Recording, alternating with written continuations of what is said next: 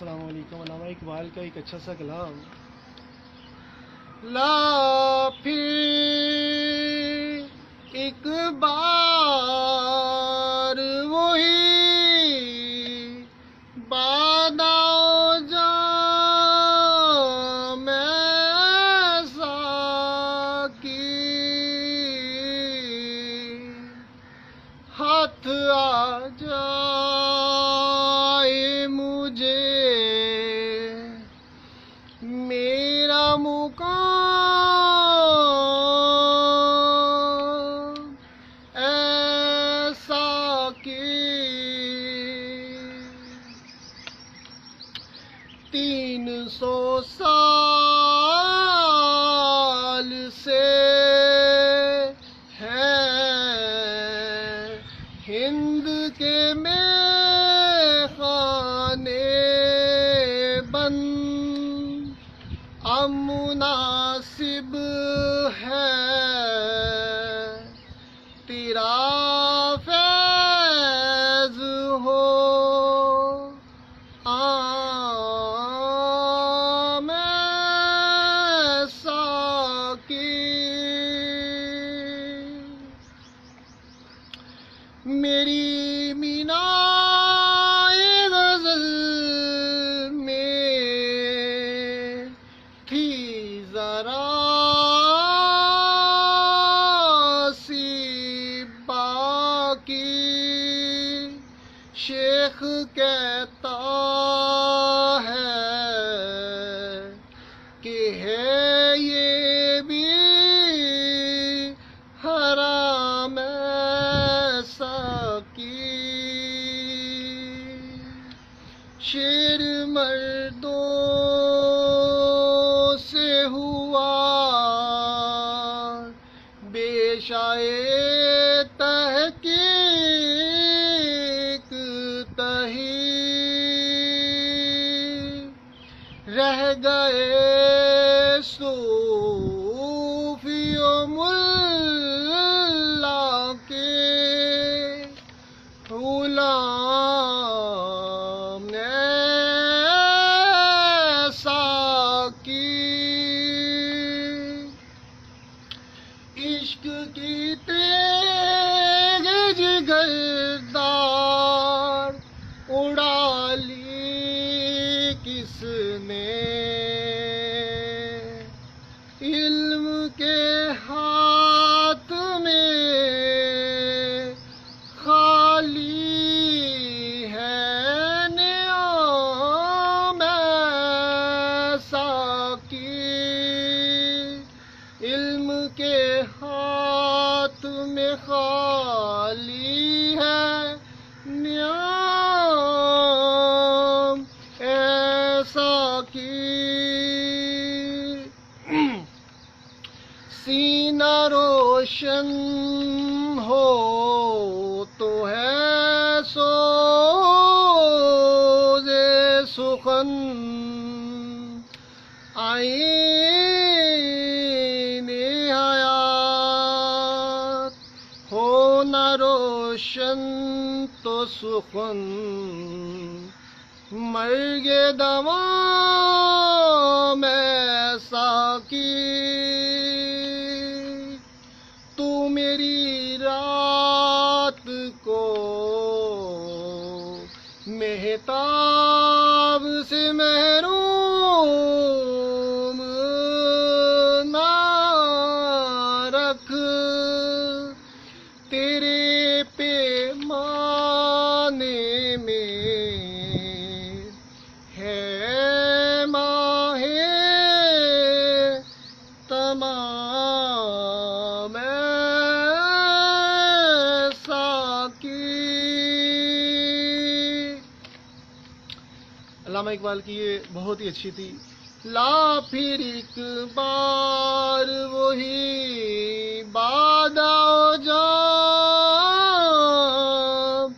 ایسا کی، ہاتھ آ جائے مجھے میرا مقام ایسا کی،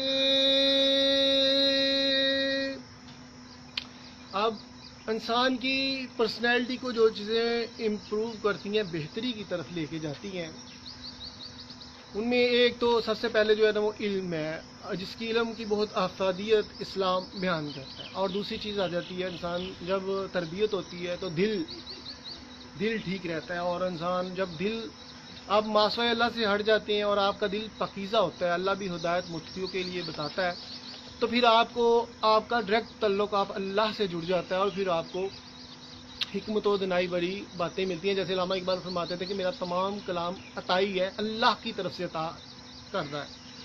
دو چیزیں ہو گئی، ایک علم جو ہے وہ آپ کو مشکلات سے بچاتا ہے اور منزل کی طرف سفر کرنے کا جو ہے نا وہ آپ کو آگاہی دیتا ہے. دوسری طرف آ جاتا ہے دل.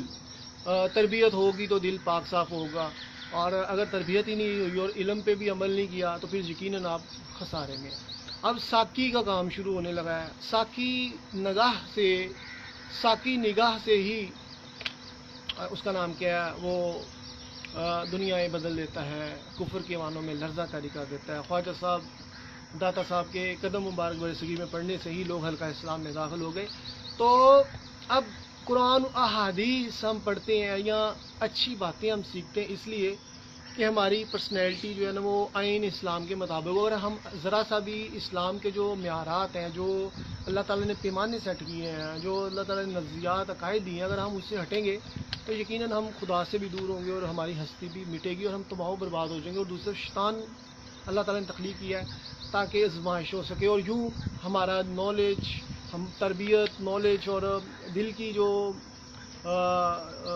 ہے اگر گرہیں کھل جاتی ہیں اور اللہ تعالیٰ سے وابستگی پیدا ہو جاتی ہے تو پھر انسان کو عطائی بھی نالج ملتا ہے. اور ایک طرف ساکی ہے، اتنا کچھ علم حاصل کرنے کے باوجود اور دل کی گرہیں بھی کھل گئی ہوئی ہیں، اور اقبال پھر اپنے ساکی کو کہتے ہیں کہ مجھے جام عشق پلا دے تاکہ میں ان منازل تک پہنچ سکوں جن کی میں متلاشی ہوں. اب قرآن و حدیث لوگ پڑھتے ہیں پر اس کے باوجود لوگ جھوٹ بولتے ہیں، کسی کی زبان و حال سے محفوظ نہیں. اور مسلمان اور ایمان کی ڈیفینیشن پہ کوئی پورا اترتا نظر نہیں آتا آج کے دور میں. تو مولوی نے جو تباہیاں بتائی ہوئی ہیں معاشرے کی کہ توبہ کے نام پہ گناہوں کے پرورٹ جو مرضی کرو، اور یوں معاشرہ میں شیطانیت پروان چڑھ گئی اور خدا کے پیغام جو ہے وہ ہم اس سے دور ہو گئے.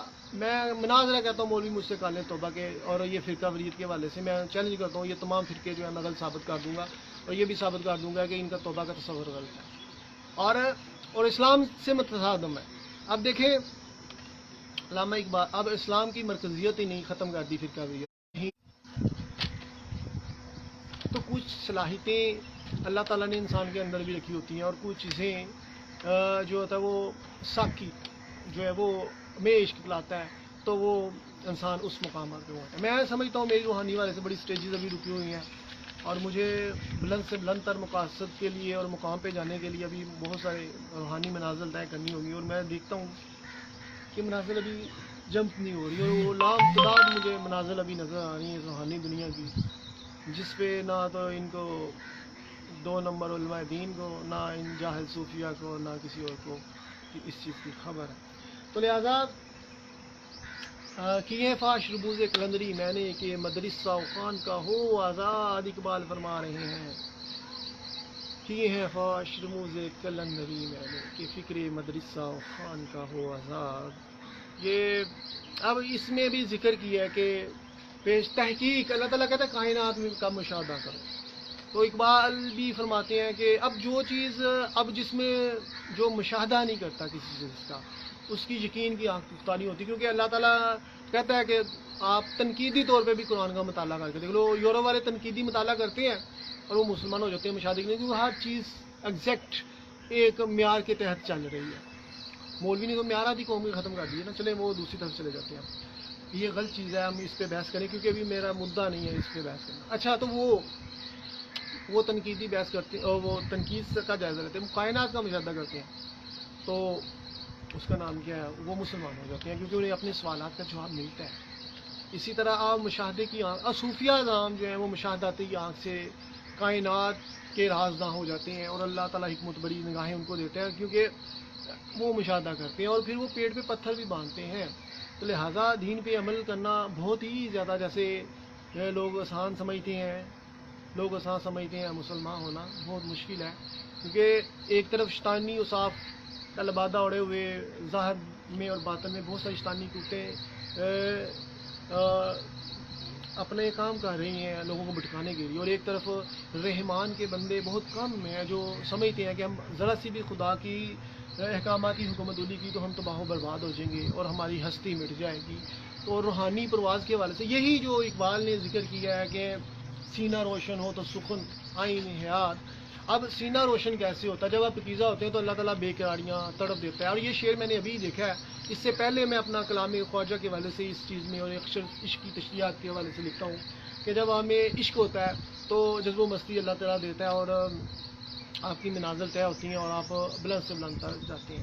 تو یہاں پہ بھی یہی چیز علامہ محمد اقبال رحمۃ اللہ علیہ نے ذکر کیا اس چیز کا کہ سینہ روشن ہوگا تو سخن آئینہ حیات ہوگا۔ آپ دیکھیں قرآن علماء دین پڑھتے ہیں، مگر جو اندرونی ایمان کی طاقت ختم ہونے کی وجہ سے اور شیطان کے دل دادا ہونے کی وجہ سے ان میں وہ احساس پیدا نہیں ہوتا جس کے تحت اللہ تعالیٰ جینے کا حکم دیتا ہے۔ تو یہی وجہ ہے کہ ان کی باتیں بے حیثیت ہو جاتی ہیں۔ آج اقبال کو کیوں لوگ فالو کیا تحریک پاکستان کے وقت، اور اس وقت بھی تو دین کا کام ہو رہا تھا، مگر جو درد دل اقبال کے پاس تھا وہ علماء کے پاس نہیں تھا۔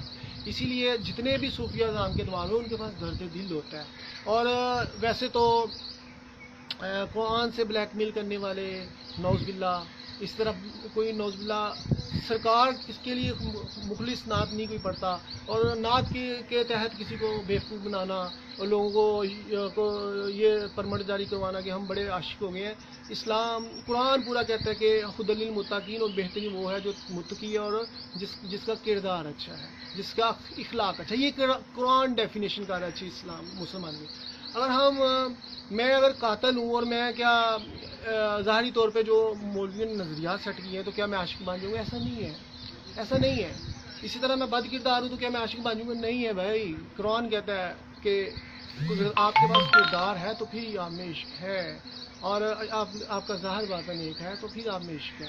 صوفیہ اعظام نے جتنے بھی ظاہر بین علماء دین اور فرقہ واریت والوں نے جو نظریات سیٹ کیے ہیں وہ ایک بھی نظریہ صوفیہ کی درگاہ پہ جا کے پورا ہوتا نظر نہیں آتا۔ یا تو پھر یہ نعوذ باللہ صوفیہ جن کو اتھارٹی ملی ہوئی ہے کہ وہ اللہ کے ولی ہیں، یا تو یہ فرقہ واریت والے ان کو غلط ثابت کر رہے ہیں، یا پھر یہ سارے غلط ہیں۔ یہ دو چیزیں نظر آ رہی ہیں۔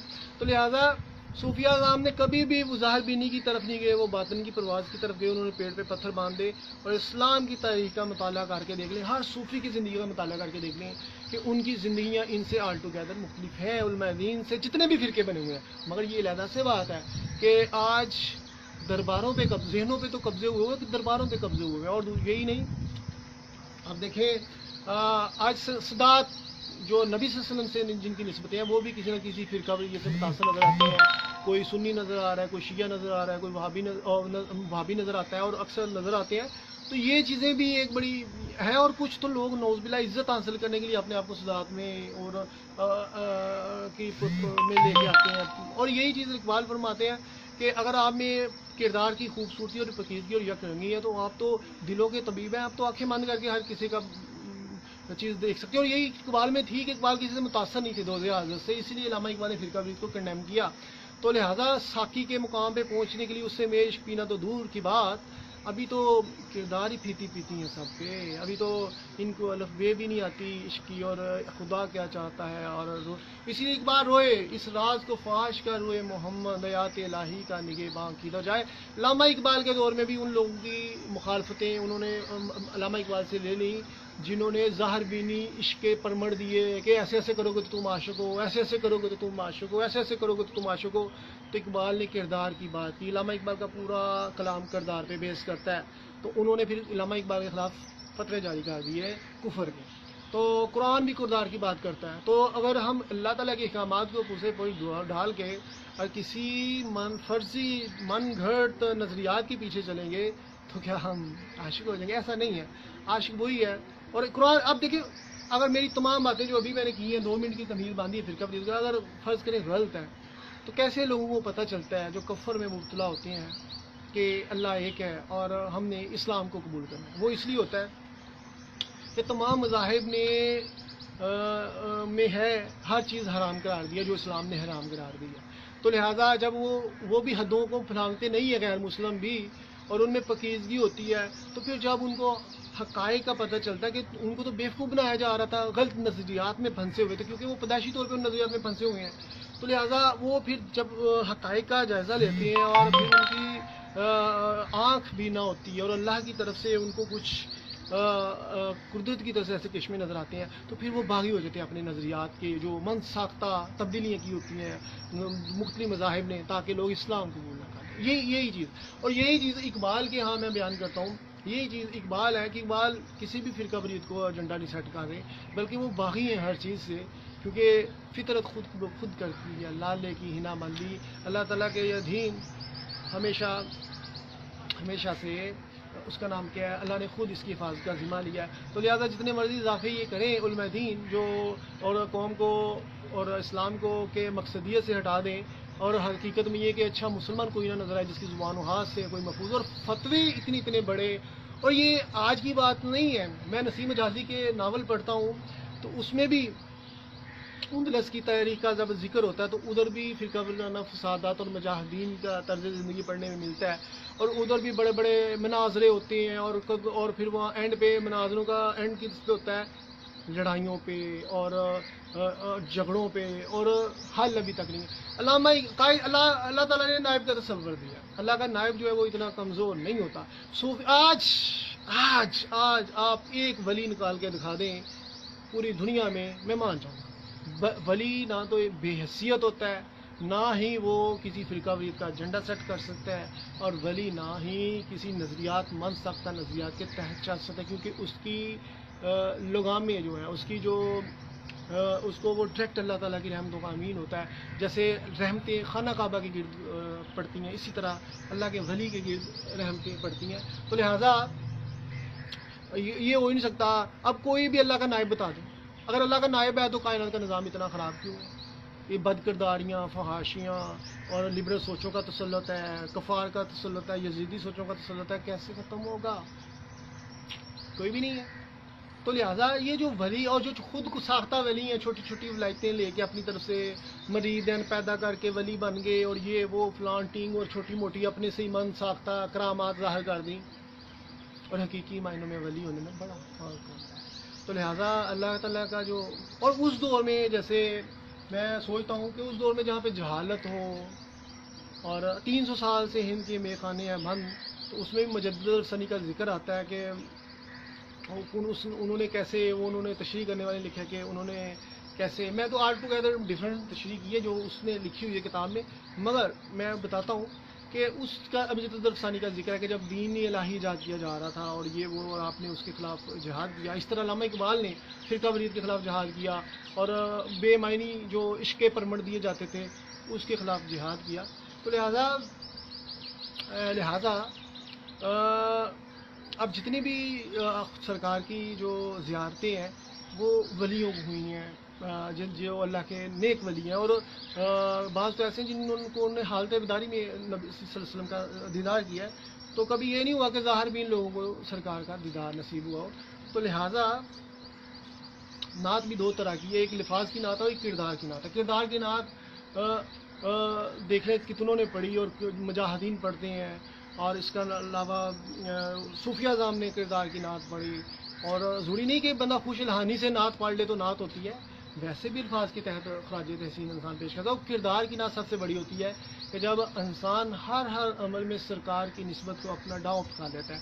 آج ظاہرین لوگ اگر گیٹ اپ کرتے ہیں، مگر ان کے پاس دل بھی وہ ہونا چاہیے جو سرکار کا احساس کرنے والا دل ہو. مومن کے دل چڑیوں کی طرح نہ. میں اسلام تو خود کہتا ہے کہ اپنا محاسبہ کرو، کیا تمہاری زبان و ہاتھ سے کوئی محفوظ ہے؟ کیا اس کا نام کیا، حکمت و دنائی مومن کی گمشدہ میراث ہے، مومن کی طرف سے بچو اللہ کے نور سے. کیا تمہیں یہ چیزیں ہیں؟ آپ دیکھ لو تم کس کیٹیگری میں. اگر تم خواہش نفس کا شکار ہو اور ہٹ درمی کا شکار ہو اور تکبر کا شکار ہو تو تم اسلام سے بہت دور ہو. اسی طرح تمہاری زبان و ہاتھ سے کوئی محفوظ نہیں ہے. اور اصلاحی والے سے اگر آپ کام کر رہے ہیں تو وہ بھی اچھا ہے. اس میں تو اللہ کے پیغام کے سامنے جو اگر کوئی کسی اس کی مخالفت کرتا ہے یا اس کو پس پوچھ ڈالنے کی کوشش کرتا ہے یا اس کو چھپانے کی کوشش کرتا ہے، وہ بھی عذاب کا مستحق قرار جاتا ہے. تو لہٰذا اس لیے اللہ کے نائب اللہ کے پیغام کو ریپرزینٹ کرتے ہیں، مگر اس میں جدت نہیں ہوتی، اس میں کفر کے فتوے نہیں ہوتے. وہاں پہ تو ساکی کی نگاہ چلتی ہے. آج مسلمان کو کافر کہتا ہے، صوفیوں نے کسی کو کافر نہیں کہا بلکہ کافروں کو بھی مسلمان کر دیا. تو لہٰذا بہت تبدیل کر دیا دین کو، اسلام کو تبدیل کر دیا، اسلام میں فرقہ بھی اطلاع کے، اور دین کے جو پیغام تھا اس کو کافی حد تک چھپا لیا گیا، مگر ظاہر بینی بہت بڑھ گئی۔ اگر دل بنا بھی کر خدا سے طلب، آنکھ کا نور دل کا نور نہیں ہے، یہ بھی اقبال فرماتے ہیں۔ تو لہٰذا دکھ ہوتا ہے کہ جب مثالی معاشرہ ہمارا ختم کر دیا غلط قسم کے نظریات لا کے، اور جو سوچیں پیدا کر دیں گی، تو اللہ تعالیٰ ہم پہ رحم کرے گا۔ اوکے، خدا حافظ۔